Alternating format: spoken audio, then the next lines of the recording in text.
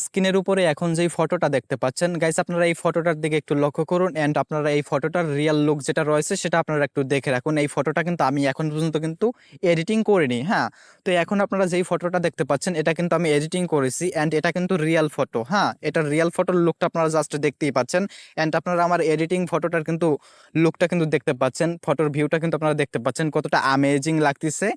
তো এই ধরনের ফটো কিন্তু চাইলে কিন্তু আপনিও এডিটিং করতে পারবেন আপনার হাতে থাকা স্মার্টফোনটি দিয়ে খুব সহজে। তো কিভাবে এ ধরনের ফটো এডিটিং করতে হয় সেটাই আজকে আমি আপনাদেরকে দেখিয়ে দেব আমার এই ভিডিওর মাধ্যমে। তো আজকের ভিডিওটা কিন্তু খুবই ইন্টারেস্টিং হতে যাচ্ছে। তো বেশি কথা না বলে ভিডিও শুরু করব। ভিডিও শুরু করার আগে ছোট্ট একটি রিকোয়েস্ট, আপনি যদি আমার চ্যানেলে নতুন হয়ে থাকেন তাহলে প্লিজ গাইজ চ্যানেলটি সাবস্ক্রাইব করে দিবেন। তো বেশি কথা না বলে চলুন আজকের ভিডিও শুরু করা যাক। তো গাইস, এ ধরনের ফটো এডিটিং করতে হলে আমাদের প্রয়োজন হবে ফটোরুম অ্যাপের। তো আপনাদের ফোনে যদি ফটোরুম অ্যাপসটি যদি ইনস্টল করা না থাকে তাহলে আপনারা আমার এই ভিডিওর ডিসক্রিপশন বক্সটা চেক করুন। দেন দেখুন আমার এই ভিডিওর ডিসক্রিপশন বক্সে আমার টেলিগ্রাম চ্যানেলের লিঙ্ক দেওয়া রয়েছে। সিম্পলি আপনারা জাস্ট লিঙ্কের উপরে ক্লিক করুন, দেন আপনারা আমার টেলিগ্রাম চ্যানেলে চলে যান।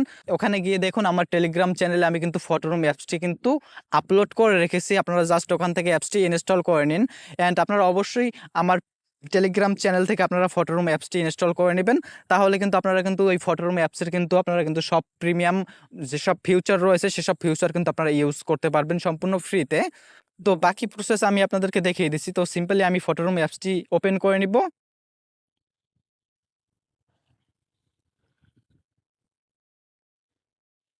ওকে গাইস, এখন নিচে দেখতে পাচ্ছেন প্লাস আইকন রয়েছে, দেন এখানে কিন্তু লেখা রয়েছে স্টার্ট ফ্রম ফটো। হ্যাঁ, তো আমরা এখানে জাস্ট ক্লিক করে দিব। তো নিচে দেখতে পাচ্ছেন গ্যালারি লেখা রয়েছে, তো আমরা এখানে ক্লিক করে দিব। দেন গ্যালারি থেকে আমরা যেই ফটোটা এডিটিং করতে চাচ্ছি সেই ফটোটা এখান থেকে আমরা সিলেক্ট করে দিব। তো আমি একটা ফটো সিলেক্ট করে দিচ্ছি।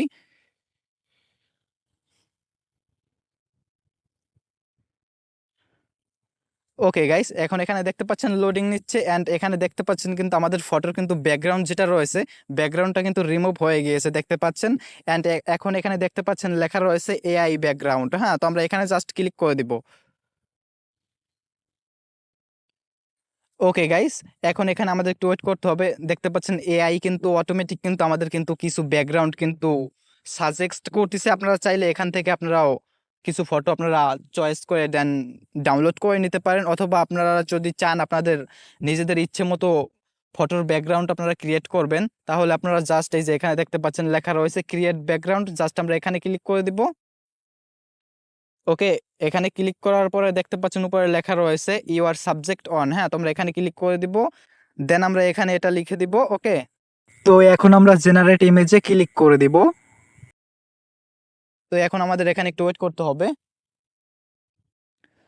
দেখতে পাচ্ছেন গাইস, এখানে কিন্তু এআই কিন্তু আমাদের কিন্তু 4টা ফটো কিন্তু জেনারেট করে এখানে দিয়ে দিয়েছে। অ্যান্ড এখানে যদি আপনাদের এই ফটোগুলো যদি পছন্দ না হয় তাহলে সিম্পলি আপনারা জাস্ট এই যে জেনারেটে আবারও ক্লিক করে দিবেন। এই যে নিচে দেখতে পাচ্ছেন জেনারেট লেখা রয়েছে, এখানে ক্লিক করে দিবেন। দেন নতুন করে কিন্তু এআই কিন্তু আমাদের আরো 4টা কিন্তু ফটো এখানে কিন্তু ক্রিয়েট করে দিবে। দেন আপনারা এভাবে কিন্তু আপনাদের পছন্দ মতো যে কোনো ফটো এখান থেকে আপনারা কিন্তু ডাউনলোড করে নিতে পারবেন। তো সাপোজ ধরুন আপনার যদি এই ফটোগুলো যদি পছন্দ না হয় তাহলে সিম্পলি এই যে আবারও জেনারেটে ক্লিক করে দিবেন।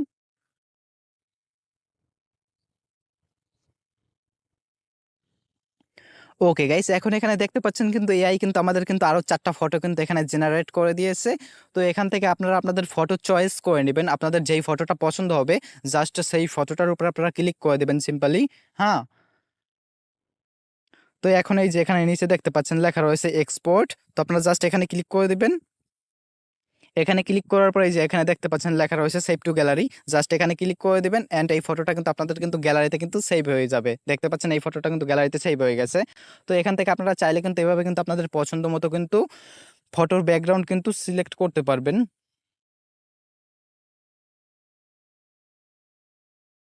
তো এখান থেকে আমি আপনাদেরকে আরো কিছু ফটোর ব্যাকগ্রাউন্ড আমি জেনারেট করে আপনাদেরকে দেখাচ্ছি।